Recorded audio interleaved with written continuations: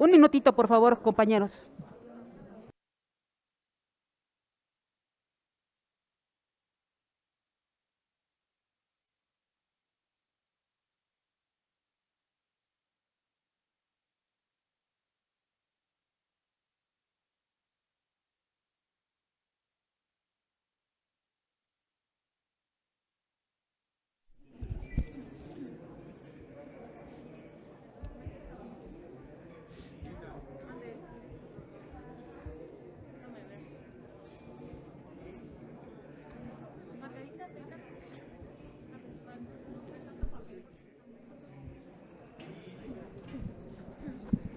De nueva cuenta les damos las gracias por el acompañamiento a todas nuestras amigas y amigos de los medios de comunicación a esta conferencia que ha sido convocada por las senadoras y los senadores del Grupo Parlamentario del PAN. Adelante, coordinador, lo escuchamos. Muchas gracias. Muy buenos días a todas y a todos. Gracias por atender este llamado en esta conferencia. Quisiera comentarles que fundamentalmente estaremos hablando en voz de la senadora Gina Cruz, y de la fue un lapsus lenguas, y de la senadora Xóchitl Gálvez, en relación a dos temas principalmente. Uno que tiene que ver con los sucesos que se han venido presentando, los homicidios de periodistas y todo eso que ella nos describirá, Gina Cruz. Y el otro que tiene que ver con un tema que no se puede dejar de lado porque pareciera que desde el gobierno simplemente lo que lo quieren es olvidar, alejarlo de la conversación, cuando no es un tema para conversación, es un tema realmente para investigación. Y me refiero a aquel tema que involucra a la familia presidencial, específicamente al hijo mayor del presidente Andrés Manuel López Obrador, y que obliga una explicación clara a la sociedad mexicana del por qué se están dando las cosas como están y poder saber si efectivamente, como todo parece indicar, hubo actos de corrupción ligados a ese préstamo que se dio de un domicilio en los Estados Unidos. Para ello yo le pediría a Gina Cruz que nos haga el favor de... Gracias. Muchas gracias, coordinador. Bueno, muy buenos días a todos ustedes. Quiero precisamente, como ya lo comentó el coordinador Julen Rementería, referirme sobre los asesinatos de periodistas en México. Este mes de enero marcó un récord en asesinatos de periodistas en nuestro país. José Luis Gamboa en Veracruz, el 16 de enero, Margarito Martínez en Tijuana, el 17 de enero, Lourdes Maldonado de Tijuana, el 23 de enero, Roberto Toledo de Zitácuaro, Michoacán, el 31 de enero, y desgraciadamente ayer martes iniciamos el mes de febrero con el ataque en Quintana Roo del periodista Netzahualcóyotl Cordero. El sexenio del presidente López Obrador ha sido el más letal para la prensa, con un récord de un periodista asesinado por cada 3 semanas, con lo que suman ya 51 profesionales de los medios que han sido víctimas de violencia homicida.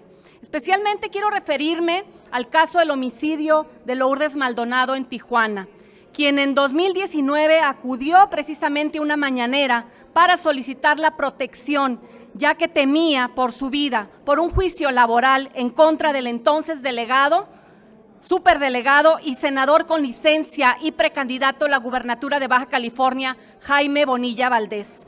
2 días después de ganar dicho juicio y presentarse precisamente al embargo de la empresa de Jaime Bonilla Valdés, fue ejecutada fuera de su domicilio. No fue escuchada por el presidente de la República, como muchos periodistas en México.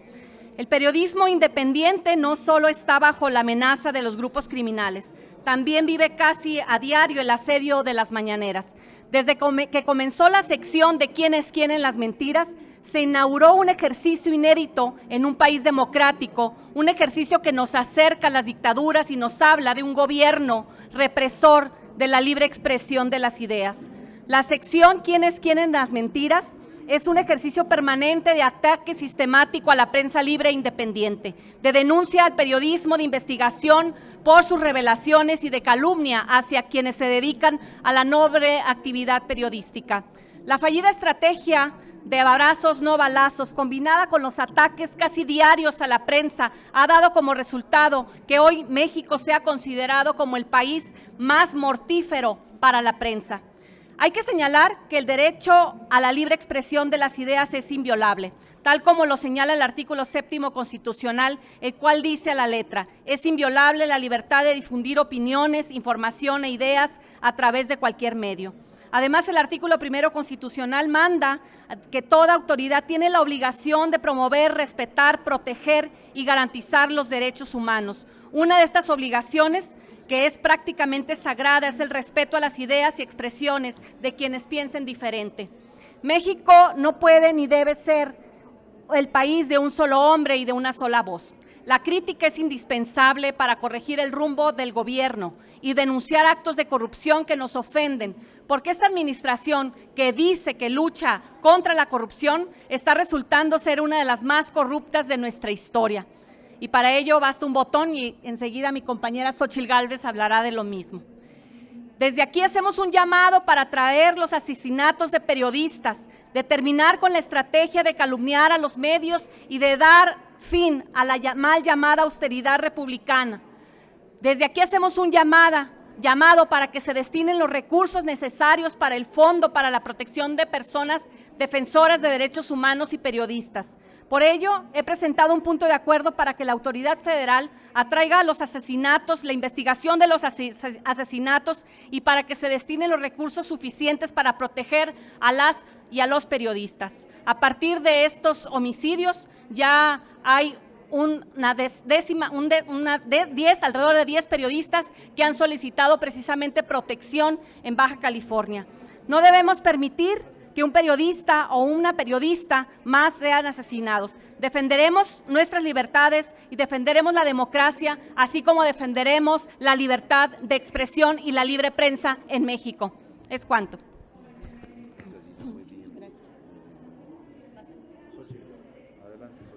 Gracias. Muchas gracias. Primero empezaría diciéndoles que si buscan casa, se acerquen a la 4T. Ahí seguro consiguen casa. Y muy grande y en Houston. Es claro el conflicto de interés, ya que el hijo del presidente de la República, junto con su pareja, habitaron una casa de quien fuera un alto directivo de la empresa Baker Hughes, de nombre Keith Schilling, cuya empresa petrolera tiene contratos vigentes con Pemex por más de 151 millones de dólares. Es lamentable que el presidente López Obrador arremeta contra el periodista Loret de Mola y Mexicanos contra la corrupción, pero nunca desmiente la información. La pareja ocupó la lujosa residencia de Schilling, ubicada en Houston, desde la segunda mitad de 2019 y parte de 2020. La investigación revela que se había desempeñado como director comercial de julio de 2017 a noviembre de 2018, periodo en que la multinacional obtuvo 2 contratos en Pemex. Luego, Schilling fue ascendido a una de las presidencias de la compañía petrolera, cargo que ocupó hasta diciembre de 2019.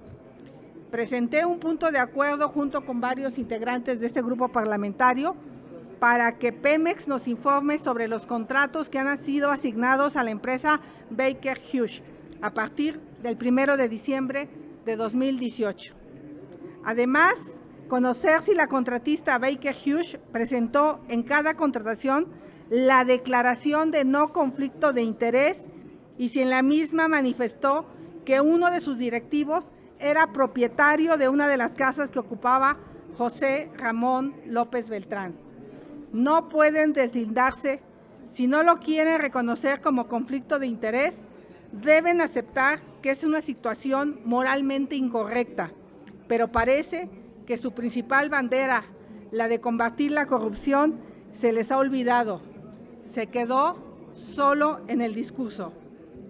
Si bien, a pesar de que el presidente dijo que se va a abrir una investigación, aquí no pasará nada, he tomado la decisión de presentar una denuncia ante la Agencia Gubernamental de Estados Unidos, US Security and Exchange Commission, conocida como la SEC, que se encarga de hacer cumplir las leyes federales de los valores, mercados financieros, así como de bolsas de valores.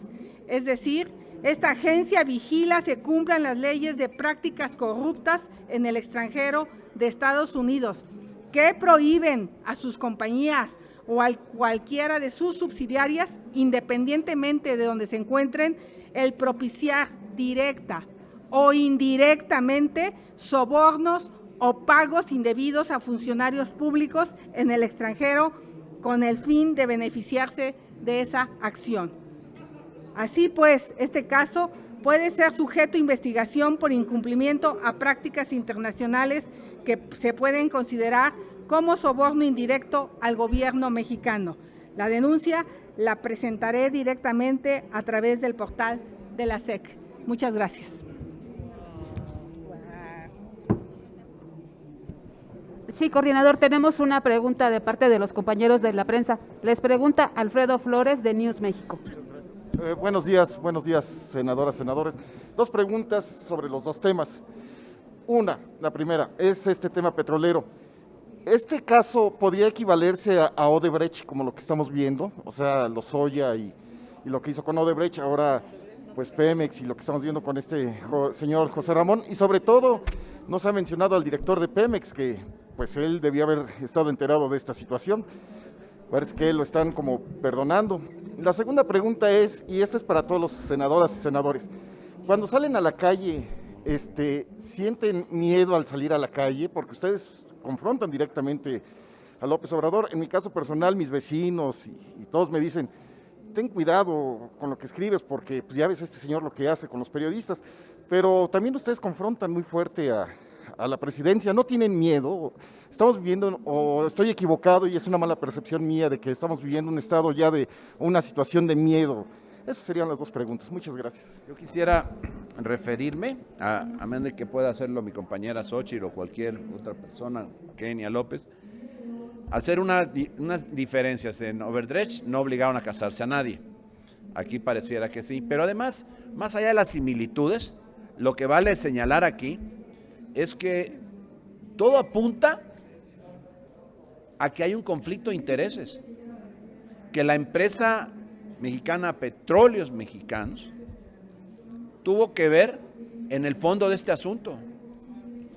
En realidad, cuando hablas de que hay contratos para una empresa cuyo director o uno de sus directores de los de más alto nivel le presta posterior a la entrega de ese contrato una casa al hijo del presidente de la República para él y para su esposa, pues la verdad es que todo lo que de alguna forma anuncia y obliga es a investigar.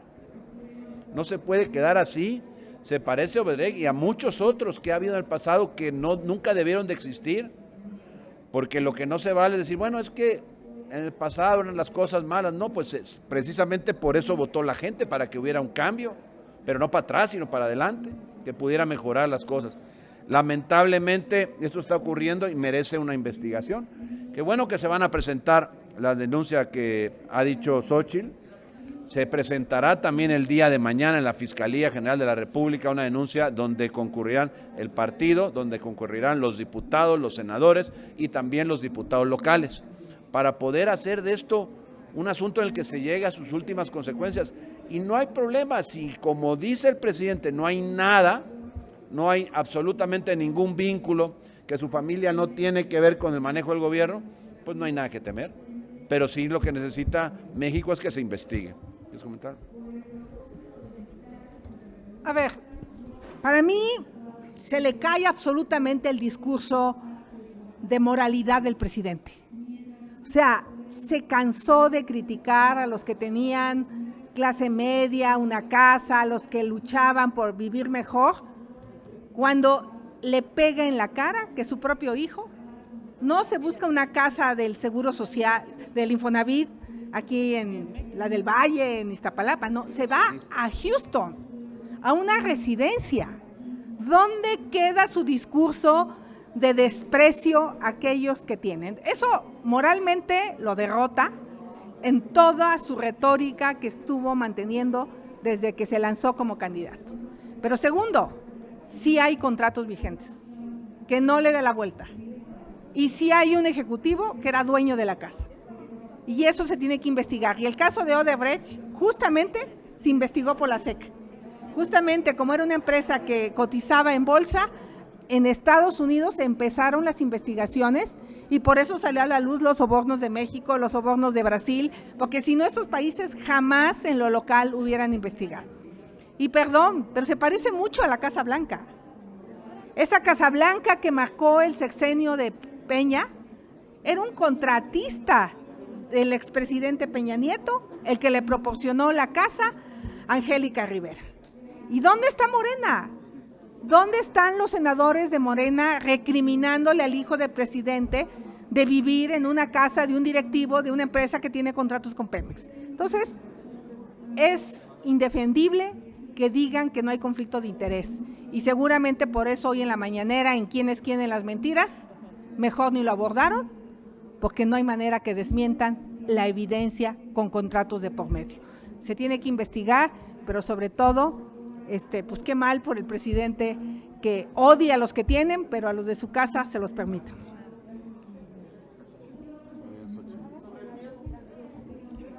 Al final, la responsabilidad de cualquier legislador es la de fiscalizar en la Cámara de Diputados, por supuesto, y la de denunciar también, además de las de proponer ordenamientos que puedan llegar a ser leyes, que cobren vigencia.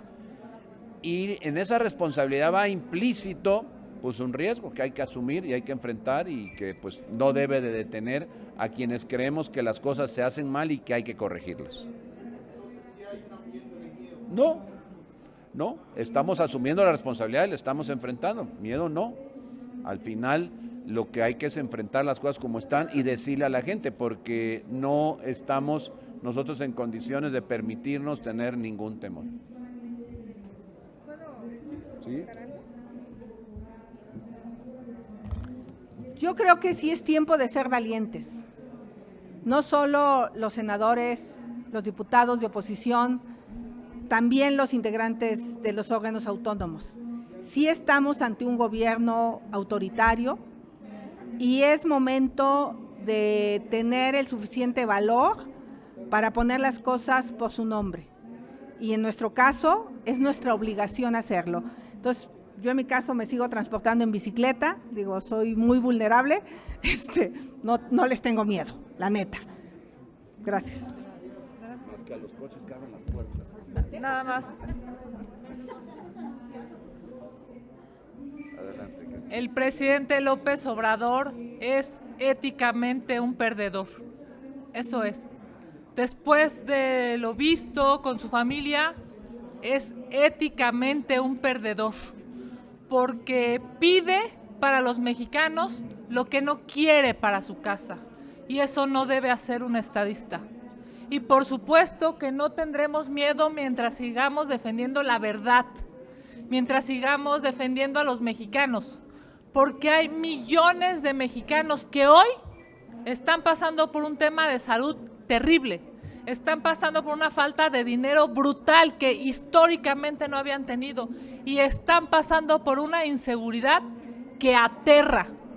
Ante eso, nosotras y nosotros no tendremos miedo en defenderlos, en defender a México y en decir que este gobierno es éticamente un perdedor. Muchas gracias. Solamente me están informando, perdóname, presidente, coordinador, pareciera ser que ni ayer ni hoy hay intención de abordar nuestros puntos de acuerdo. Y es una vergüenza que el Senado de la República, en un tema que ocupa y preocupa a millones de mexicanos, y es saber qué pasó, si hay o no conflicto de intereses, si hay o no tráfico de influencias, si hay o no un delito, el Senado de la República está callado. No quieren discutir, no quieren abordar este tema y será una vergüenza. Nosotros hoy seguiremos luchando para debatir este tema. Morena ocupa su mayoría para tratar de ocultar el sol con un dedo, pero la gente lo sabe y esta hipocresía desde el gobierno se tiene que debatir en el Senado de la República hoy, y si lo quieren atrasar, nosotros seguiremos con el dedo en el renglón, porque esto no puede ser posible que no se discuta, no se hable, no se investigue desde la Cámara Alta. Muchas gracias. No tenemos más preguntas registradas. Muchas gracias. Gracias a todos. Muy buenas tardes. A ustedes les agradecemos mucho. Buenas tardes.